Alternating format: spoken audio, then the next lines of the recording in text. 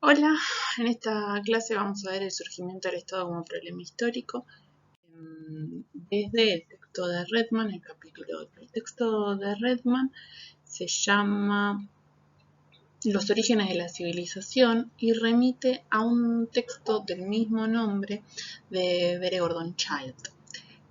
Atendamos a esto. ¿Quién es Charles Redman? Redman es un arqueólogo que escribe este texto en inglés y que fue traducido en 1990. Y es importante que entendamos que el capítulo que tenemos que ver, que es los orígenes de la sociedad urbana, y en el que vamos a ver el surgimiento del Estado, pertenece a un texto más grande, un libro, en el que este arqueólogo presenta una serie de explicaciones muy claras y muy sintéticas de, por ejemplo, las hipótesis del surgimiento de la agricultura, el surgimiento del Estado y demás, estadios que les sirven o que resultan prácticos para los arqueólogos. Este manual es un manual para el trabajo de los arqueólogos. Entonces a nosotros nos va a servir porque, bueno, en realidad nos va a servir porque es el primero que los presenta a todos de manera como acrítica.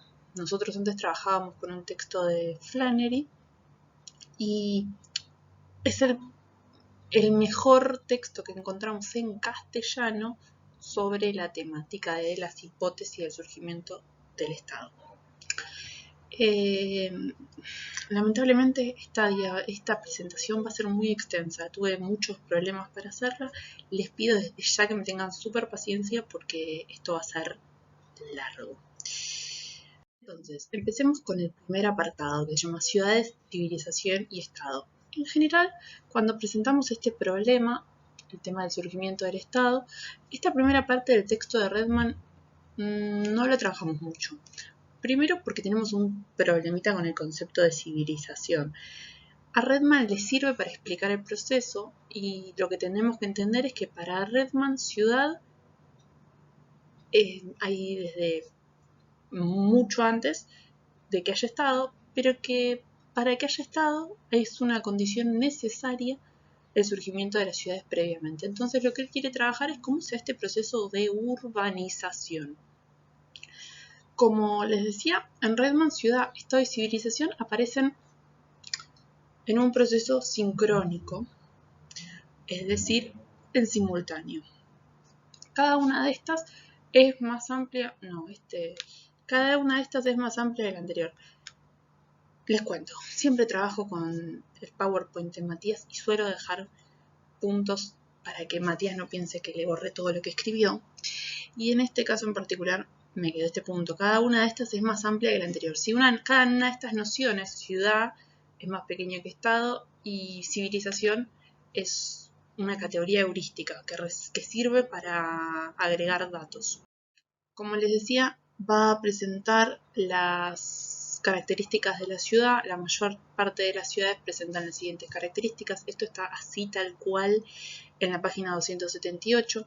Son 5 características de la ciudad: población numerosa y densa, alto nivel de complejidad e interdependencia, organización formal e impersonal, numerosas actividades no agrícolas y servicios centrales diversificados para sus habitantes y para las comunidades menores de las áreas circundantes. ¿Qué tenemos que entender entonces? Que para definir una ciudad vamos a necesitar primero definir que es un espacio geográfico delimitado que tiene una población numerosa y densa. Esto es fundamental, que tienen que tener cierta densidad demográfica y que tiene que haber una construcción continua de viviendas. Esto es toda una herramienta para futuros arqueólogos. Que va a tener que tener complejidad e interdependencia en las actividades que se realicen dentro de la ciudad. Esto es fundamental. Que va a tener que tener una organización formal e impersonal, es decir, que todas las funciones de la ciudad van a tener que tener una organización. Por ejemplo, dentro de las murallas de la ciudad vamos a encontrar ciertas características. Por ejemplo, vamos a encontrar especialización laboral, herreros, artesanos de distintos tipos, vamos a encontrar el horno para el pan, vamos a encontrar dentro de las murallas de la ciudad, vamos a encontrar también el horno para los ladrillos, para la cerámica en general, y la organización es formal e impersonal, es decir, por ejemplo, vamos a encontrar los templos. Bueno, el templo es una organización formal, es una institución. Y es impersonal. ¿Hay un sacerdote? Sí, pero ese sacerdote puede ser sacerdote en el sentido amplio, pero ese sacerdote es reemplazable. Una cuestión importante. En la fuente vamos a encontrar muchísimos sacerdotes y cuando traduzcamos sacerdote, o en realidad la palabra que usamos para sacerdote, el sacerdocio en general, se refiere a cualquier funcionario del estado de la ciudad. Numerosas actividades no agrícolas. Bueno, en la ciudad tienen que haber dentro de la ciudad numerosas actividades no agrícolas. Fuera de la ciudad, en general, se van a encontrar las actividades agrícolas. Dentro de la ciudad, no. ¿Por qué? Primera definición. No puede haber actividades agrícolas dentro de la ciudad en general. Sí podría haber, por ejemplo, huertas en las viviendas macrofamiliares. Pero no podemos tener actividad ganadera, porque los animales, cabras y ovejas, destruyen. Y vacas o ganado vacuno no vamos a encontrar en la Mesopotamia, sí vamos a encontrar en Egipto, y en general no va a ser un ganado muy extensivo, sino que va a ser 1, 2, 5 vacas, como en realidad son bueyes. Y van a tener un buey por familia y lo van a usar para cuestiones de tiraje tirado, de trabajo forzoso. Y por último, servicios centrales diversificados para sus habitantes y para las comunidades menores de las áreas circundantes. Este trabalenguas refiere a un concepto, que es el concepto de hinterland. Fíjense que yo lo escribí bastante claro, a ver si puedo marcárselos. Hinterland. ¿Por qué el hinterland? El hinterland es un concepto que remite a esto, a que la ciudad no es solo la ciudad, la muralla y lo que está dentro de las puertas de la ciudad, sino que se refiere a la muralla, lo que está por dentro de la ciudad, las casas macrofamiliares que se encuentran por fuera de la muralla, los terrenos donde se practica la agricultura y también el extenso espacio donde se practican las pasturas, ¿no? El extenso espacio donde se practica la ganadería.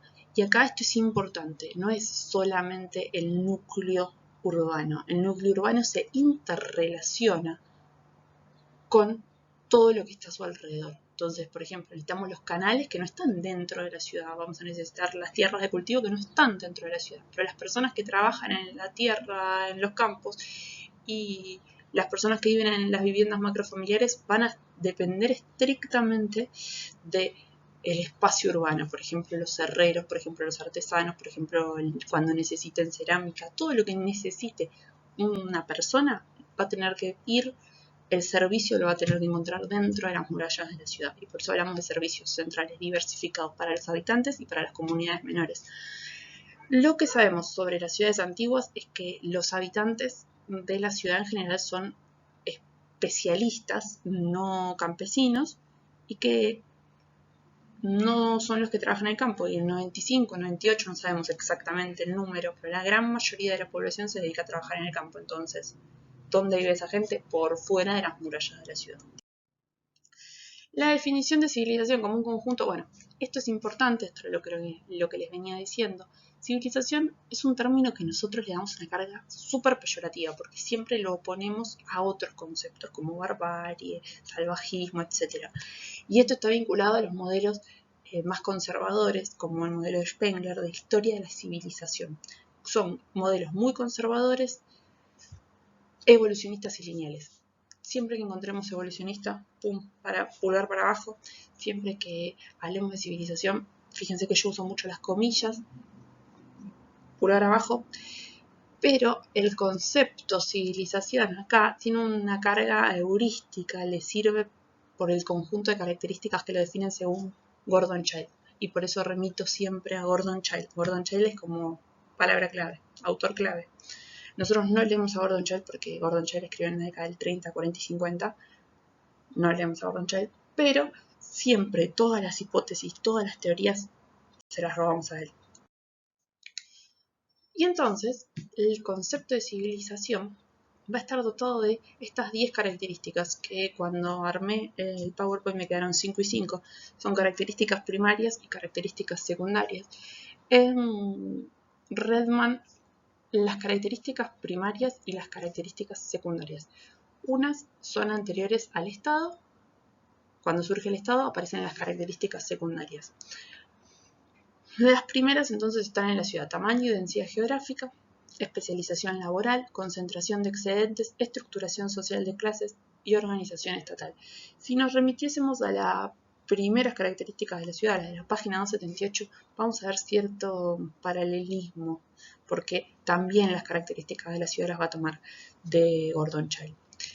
Las características primarias implican en Gordon Childe, que es un autor que en ese momento de su vida pertenecía o se orientaba dentro del paradigma marxista.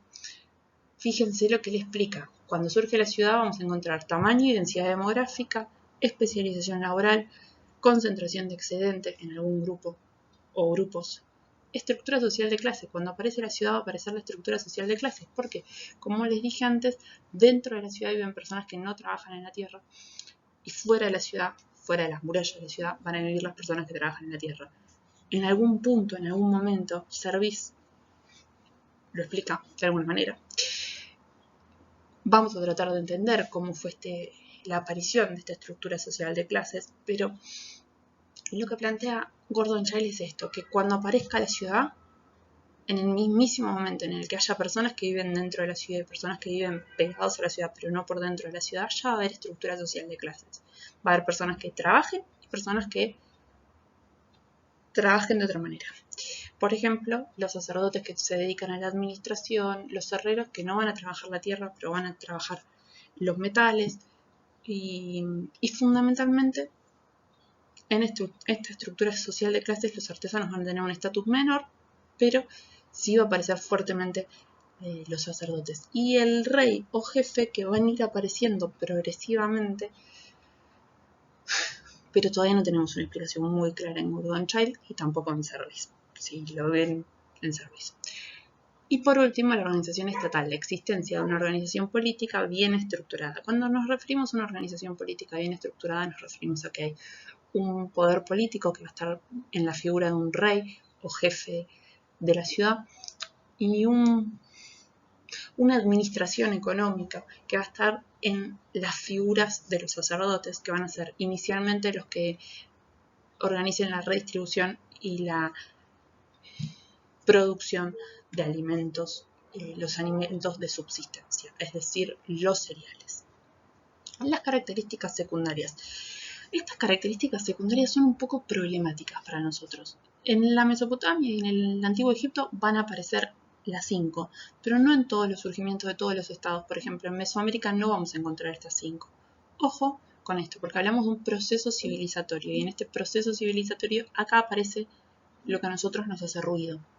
Las características secundarias, las obras públicas monumentales, y acá puse entre comillas, y esto es fundamental, si llego a leer un parcial que habla de comercio en la materia Historia Antigua 1, me voy a enojar. Comercio de larga distancia. Nosotros nos vamos a referir siempre que hablemos de comercio al intercambio de larga distancia, porque no hay un comercio, porque para comercio nosotros requerimos una economía monetaria. Obras de arte normalizadas y monumentales, eso es seguro. Obras de arte normalizadas y monumentales. ¿Qué quiere decir esto? Que cuando vayamos a Uruk, que es una ciudad antigua de Sumeria, vamos a encontrar que las esculturas o que, por ejemplo, la cerámica va a tener cierto patrón de pinturas. Y eso es la obra de arte normalizada y monumental. Siempre vamos a encontrar en todas las ciudades antiguas y en todos los estados antiguos una obra de arte normalizada y monumental. La cerámica sigue cierto patrón y cada patrón define un nivel, una estratigrafía arqueológica.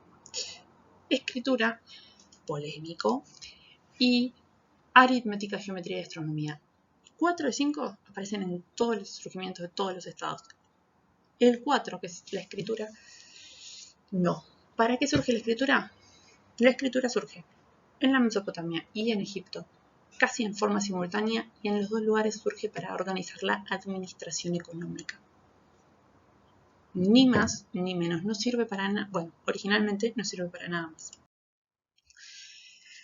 Redman propone un enfoque sistémico ecológico en las civilizaciones. Es necesario entender que una hipótesis monocausal no tendría sentido, no ninguna hipótesis monocausal sirve para explicar el surgimiento de un proceso tan complejo como el Estado. El principal objetivo de la investigación es entender cómo se interrelacionan las estrategias de los seres humanos en función de un espacio geográfico determinado, y va a reconocer la importancia de los factores medioambientales, y por eso hablamos de un sistema, de un enfoque sistémico ecológico, pero también de un aprovechamiento tecnológico de los factores medioambientales.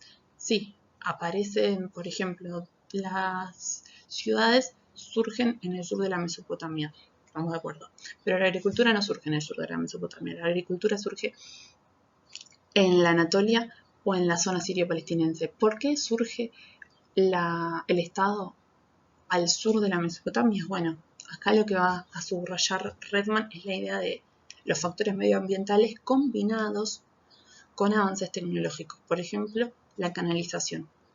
El Estado surge porque tenemos que canalizar los ríos Tigris y Éufrates para aprovecharlos para producir alimentos. Pero no necesariamente no se van a producir, no necesariamente vamos a dejar de producir alimentos en la zona sirio-palestinense, sino que hay una necesidad en esta región que hace que surja el Estado, y por eso este enfoque es sistémico, porque trata de entender todas las variables, y ecológico. Y acá me voy a extender muchísimo y por eso les pido 1000 dis, así, 1000 dis.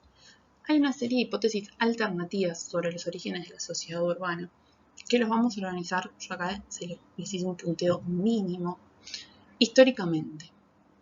Inicialmente tenemos la hipótesis hidráulica, que es la hipótesis de Karbit-Fogel, que se desarrolla para China. La hipótesis hidráulica, y ojo que yo recién les acabo de decir que el Estado va a surgir por algo parecido, pero escúchenme.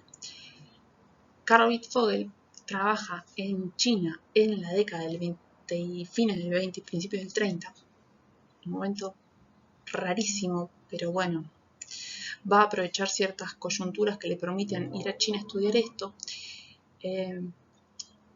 y va a plantear que el Estado surge para el aprovechamiento de lo que es las inundaciones provocadas por los monzones. Ustedes saben que los vientos monzónicos generan inundaciones en lo que es la región conocida como Indochina y también en la costa de China, y estas inundaciones permiten el cultivo del arroz porque se construyen obras públicas que permiten este desarrollo. Lo que sostiene Karbit-Fogel es que solamente una estructura estatal puede garantizar el desarrollo de estos piletones o el desarrollo de este cultivo tan específico que es el del arroz. ¿Sirve para China? Sí, sirve para China. No sirve para Mesopotamia. ¿Por qué? Porque el Estado surge. Bueno, en realidad no sirve para Egipto, porque en Egipto tampoco hay obra pública vinculada al aprovechamiento de las inundaciones del Nilo. Entonces, el desarrollo de obra pública o la concentración del poder en el Estado para el desarrollo de la obra pública no es una condición necesaria para el desarrollo del Estado. La hipótesis de Gordon Childe es una hipótesis que es muy interesante, de 1950, sobre la especialización artesanal y la irrigación. Acá él combina estos dos factores, la especialización laboral, que era lo que veníamos trabajando antes, y las obras de irrigación, y establece esta hipótesis que él va a llamar revolución urbana. Muy lindo todo, pero tampoco es completo. ¿Por qué? Porque si no podría haber surgido, o por qué no surge el Estado en otra región. Acá lo importante es que Gordon Childe no tiene ningún trabajo arqueológico. Hace hipótesis, genera hipótesis y dice, bueno, después lo vamos a probar. No funciona así. Después tenemos dos órdenes de hipótesis que las ordena juntas Redman, que son las hipótesis de la presión y los conflictos poblacionales, entre el cual vamos a rescatar a Carneiro, 1961, y bueno, Gibson. Smith y Young, que están acá, los cité, en 1970 quieren aplicar la hipótesis de la presión demográfica a la Mesopotamia y no. Una cosa que les voy a decir ahora, y probablemente se los repita muchas veces porque para mí es clave para entender esto, es que en la región del antiguo Irak y Egipto existe un sistema que es homeostático. Homeostático en el sentido de que se autorregula, nunca crece mucho la población y nunca disminuye mucho la población, entonces no hay presión demográfica. ¿Cómo sabemos que nunca crece mucho la población? Porque no vamos a ver un desarrollo de viviendas en un estrato arqueológico y después vamos a ver muchísimas más, sino que siempre vamos a ver una cantidad pareja de viviendas. Entonces nos demuestra que no hay un crecimiento poblacional porque sabemos que en las viviendas no habitan más que por ambiente 4 o 5 personas. Entonces no hay presión demográfica. Presión demográfica sería que crezca muchísimo la población y no haya suficiente producción de alimentos como para alimentarlos. Lo que agregan Smith y Young, que es muy interesante, es la idea de que en ciertos periodos, por el uso intensivo de la tierra, sí va a haber una presión demográfica, entonces la población se va a desplazar. ¿Cuándo van a ser esos periodos? Bueno, nosotros lo vamos a ver 2 veces en el periodo histórico y una vez en el periodo prehistórico. 3500, 2000, 1200. ¿Por qué decimos que hay presión demográfica en esos momentos? Porque la población se va a desplazar. Se va a desplazar. ¿Qué vamos a ver a nivel medioambiental? Vamos a ver periodos de extensas sequías. Entonces, cuando haya sequías, la población se va a tener que pegar y va a tener que generar una presión sobre las márgenes del río. Y en general eso va a generar muchos conflictos. Diákonov en la década del 70, Diákonov, ya el nombre les dice de dónde viene, de la Unión Soviética, sin Polinadi, Diákonov plantea que el Estado va a surgir por conflictos por la especialización, conflictos poblacionales. Y acá la guerra aparece como el conflicto aparece como un motivo de surgimiento del Estado. ¿Por qué dicen esto? Bueno, porque las fuentes más antiguas en general, las que son imágenes, remiten a guerras, a batallas, guerras, lo que fuera. De hecho, nosotros en esta clase, si yo no me equivoco, vamos a ver una fuente que muestra una batalla, que es la batalla de los buitres. La estela de los buitres, perdón, que muestra las batallas. La hipótesis del comercio local e interregional, yo escribí acá campaña, necesito resaltarlo, campaña. Bueno, cuando hablamos de comercio, insisto, hablamos de intercambio. Flannery en 1968, y fíjense que Flannery después aparece corrigiéndose a sí mismo, sostiene que el Estado podría llegar a surgir ante la necesidad, y esto es interesante, ante la necesidad de ciertos grupos, cuando aparece la diferenciación social, de adquirir o obtener ciertos bienes suntuarios. ¿A qué llamamos bienes suntuarios? Bienes de lujo, piedras preciosas, madera de difícil obtención, bienes suntuarios. Que van a hacer, que van a generar una presión o que van a mostrar el estatus de un cierto grupo social. Campaña, como ven, lo cité acá, va a escribir su tesis de doctorado vinculada a esto. Y esto es, bueno, es su tesis de doctorado. Él dice que el Estado en Egipto va a surgir justamente por esto, por la aparición de grupos que van a obtener bienes suntuarios o bienes faltantes para en la región para demostrar estatus, y que esto lo vamos a ver muy claramente en las fuentes referidas a los faraones. Los faraones tienen coronas de lapis lazuli, van a tener sarcófagos de madera de ébano o de cedro que no son de la región, y que vamos a ver ciertas marcas materiales de la diferenciación social. Acá les pido que vuelvan a Geografía y Recursos, que les mandamos un archivo para entender qué recursos faltan en ciertos lugares y de dónde los obtienen. Por último, que es la hipótesis que va a retomar Redman, aparecen las dos conjuntos de hipótesis de factores múltiples. En estos factores múltiples van a aparecer la presión demográfica, va a aparecer las cuestiones medioambientales, sobre todo en McAdams, la retroalimentación positiva y los cambios tecnológicos. Flannery vuelve a este mismo punto, y esto es muy interesante porque Flannery es también el autor de la hipótesis anterior, pero bueno, la gente crece y se corrige.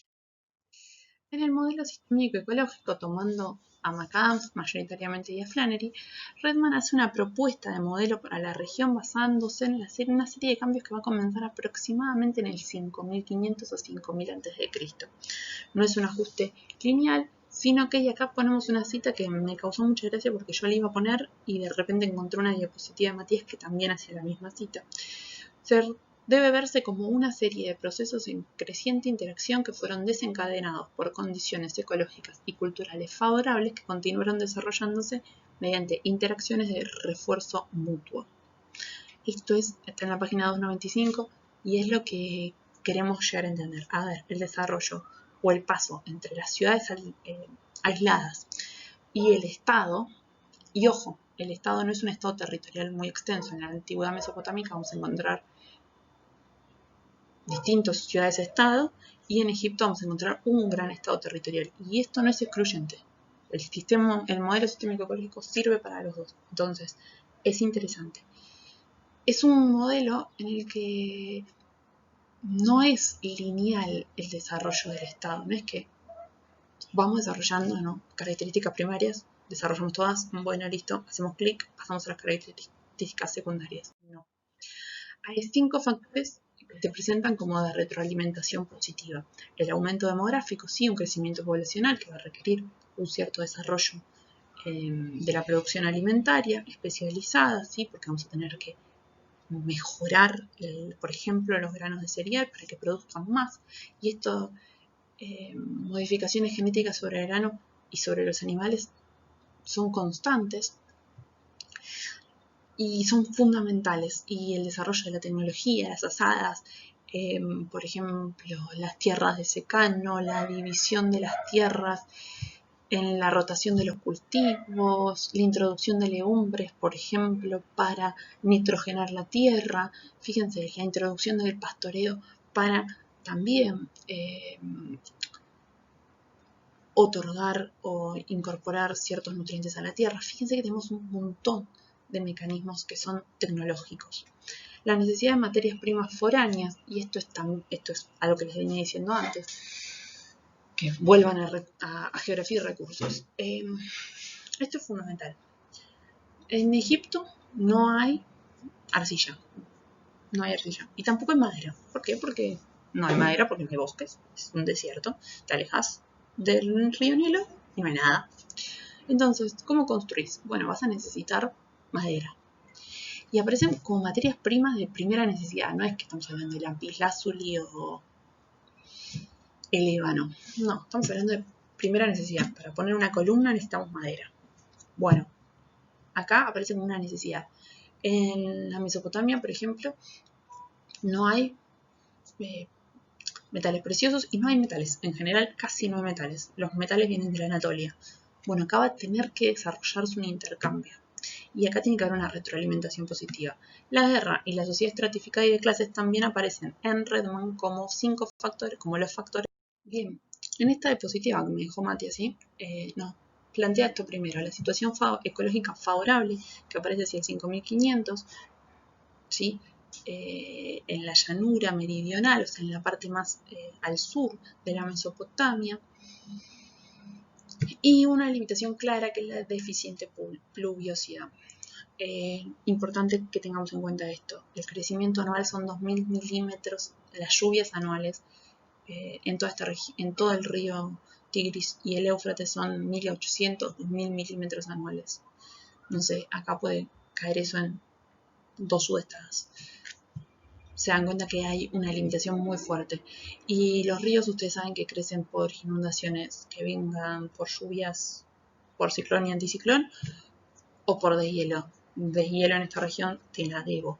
Entonces vamos a depender, por ejemplo, en el caso del Nilo, de las lluvias provocadas por los monzones en el lago Victoria, y en el caso del Tigris y el Éufrates vamos a depender del mínimo deshielo de los montes Tauros o Sagros que permiten que crezca muy poquito anualmente el Tigris y el Éufrates. Y además son ríos que tienen una circulación muy errática. El Tigris es innavegable, el Éufrates se permite la navegación, pero tampoco tiene mucho caudal. Hacia el 5000 a.C. se estaban produciendo grandes avances en la formación de las bases del urbanismo. Por ejemplo, si no hubiera habido un desarrollo de la agricultura, ¿podríamos hacer esto? No. Y esto lo que permite también, bueno, en la domesticación de animales y ciertas otras características que podamos desarrollar este tipo de estado. Si no tuviésemos esta organización tan centralizada, no podríamos. El crecimiento de los centros urbanos estimula la formación de diferentes instituciones de regulación. En general, las instituciones de regulación son los templos. Los templos concentran la producción de cereales y la redistribuyen en forma de raciones. Y estas instituciones son también encargadas de la distribución en términos de service. Garantizan el acceso a todos los, y acá les voy a mantener un anacronismo, ciudadanos de alimentos básicos. Luego esta dieta se va a complementar con lo que se pueda producir en las viviendas macrofamiliares, pero lo que es cereales y lo que es el acceso a la carne les va a estar garantizando el templo a través de la concentración de la producción. Entonces, ¿qué es lo último que necesito decirles antes de cerrar esta clase extensísima? Que en Redman mismo aparecen estos factores o consecuencias negativas del proceso, porque hablamos de una retroalimentación positiva y la llevamos bastante bien, pero ¿cuáles factores se convierten en negativos? La especialización laboral generó una fuerte presión de una parte de la población sobre el resto, en la medida que no todos trabajaban, ¿sí? La especialización laboral permite la explotación.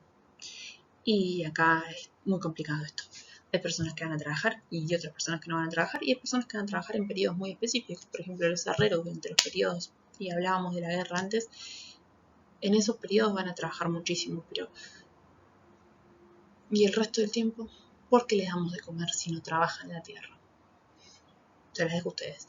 La intensificación de la producción. Mientras aumenta la producción de alimentos, también genera el agotamiento de las tierras, y esto es fundamental. En la Mesopotamia, en el sur de la Mesopotamia, la salinización progresiva. Bueno, y en el delta del Nilo, que es donde se produce la mayor parte de los alimentos, también va a generar ciertas cuestiones vinculadas a la no recuperación. Aunque haya rotación de los cultivos, no se recupera del todo y se pierden los nutrientes. Y esto es un problema.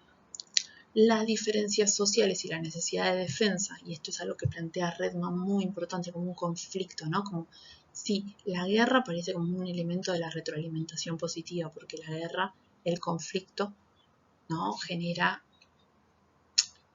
que el enfrentamiento entre ciudades permita que algunas crezcan más y otras menos, entonces eso es una retroalimentación positiva, pero la necesidad de defensa lleva a la institucionalización del ejército, que puede, y que sobre todo en la Mesopotamia, desemboca en un fuerte militarismo y genera un progresivo aumento de la peligrosidad en los caminos y el intercambio. Cuando veamos el intercambio vamos a ver que es súper difícil circular en estos lugares, y que además genera la sensación de que la ciudad es el único lugar seguro, que lo veíamos en la clase pasada vinculado a la familia o a la ciudad como un refugio, y el monte, la montaña como el peligro, siempre. ¿Y por qué? Porque justamente lo que no es la ciudad y su hinterland es el peligro, es la anomia, y la anomia no nos gusta.